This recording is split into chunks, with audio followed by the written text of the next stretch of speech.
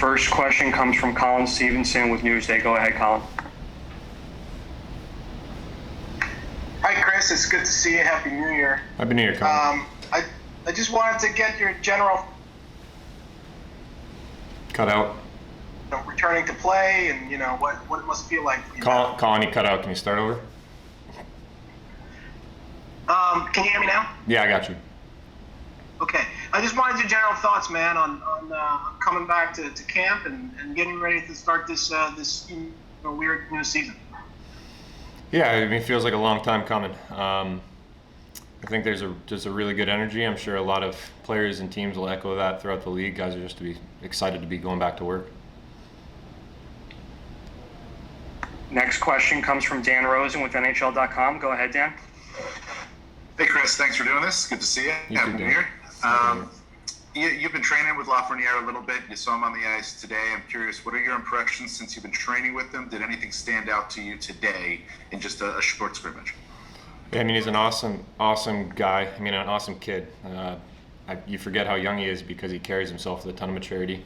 And I've played with him a bunch, and the skill is very, very evident. He's got the thing on a string. Sees the ice incredibly well, heads up. The one thing that really struck me over the past few weeks, though, is he's not only a mature kid and carries himself with that level of maturity, but he's a lot thicker than a normal 18 or 19-year-old kid. Very strong on his skates, and he competes. He's a dog on the puck. Guys try to bump him. He's trying to spin off and get to that ice. So he's hyper competitive, and he wants to win. And you can tell he loves playing the game.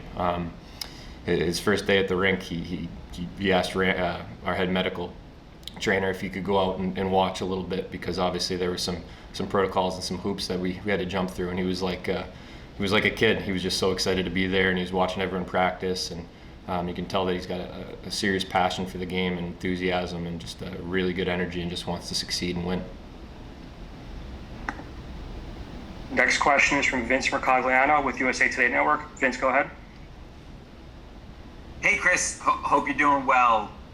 Just wanted to get your thoughts on, the strides that you guys made last season and what sort of the message is to the team about what you guys need to do to take that next step and keep that forward momentum going. Yeah, I mean, over the course of the season, I think you could see the progress, especially on the defensive side of the puck. I mean, the offense was definitely there.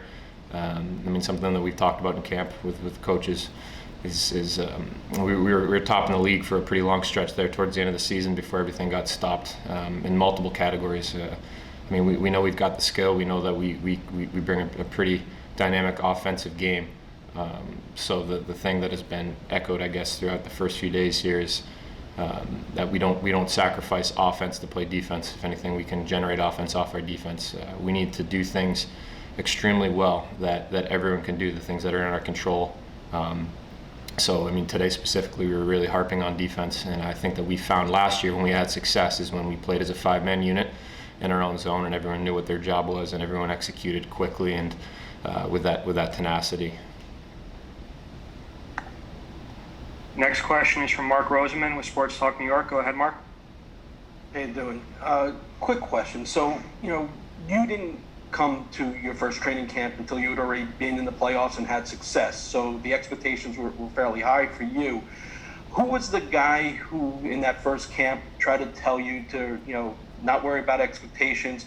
And what's some of the advice that you're going to give Alexei? I don't think anyone's going to tell a young guy not to worry about expectations, because any young guy coming in is going to, worth the salt, is going to have higher expectations than what anyone else sets for them.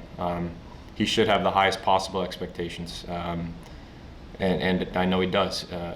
You set your goals at an extremely high point, and even if you fall short, you're still progressing, you're still improving. And I mean, at the end of the day, it's understanding that he's an 18, 19-year-old kid. I mean, we were the youngest team in the league last year, I believe, and probably going to be the youngest team again this year. We got a lot of young guys, and it's a lot of fun because those guys get so much better every single day. And so I think if there's one thing that I could tell him in terms of expectations is just fall in love with the process, which I don't know that he needs anyone to tell him that, because he goes out there and he works hard, and he's always in the moment. He's always trying to make the right play and work as hard as he possibly can in the moment. Now, mind you, once we get into the dog days of the season, dealing with adversity and dealing with bumps in the road, that's part of being a professional, part of being an NHL player. But everything that I've seen and everything that I've heard is that's the kind of stuff that he thrives off of. So.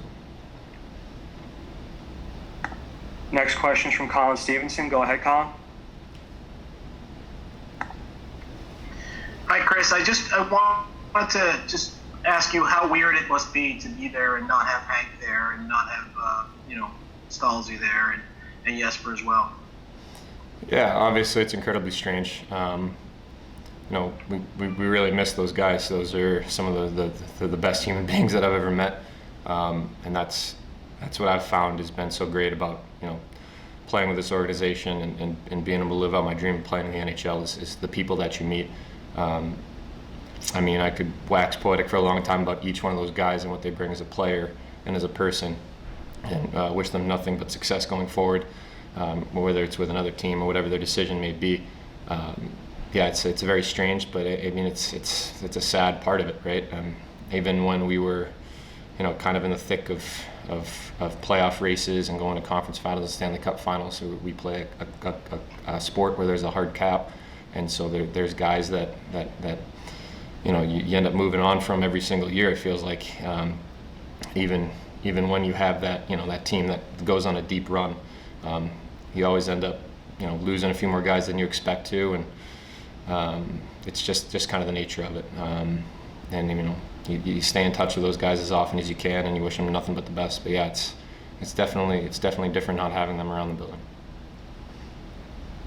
Okay, we'll take three more here. First, Vince Mercogliano. Go ahead, Vince. Yeah, Chris, you seem to be really good at keeping your head down and focusing on the task at hand. At least that's the impression that I know a lot of us got last year. But is there some level of comfort to having all the questions about, contract and all that stuff behind you, and just kind of coming in this season and knowing what your future is? Each season presents a new challenge and a new opportunity, and I think last year, around the 20 game mark, I was able to acknowledge that it was an opportunity to show up and throw myself into the process and try to improve every day and help our team win, because that's, at the end of the day, I know, huge cliche, but that was all I could really control.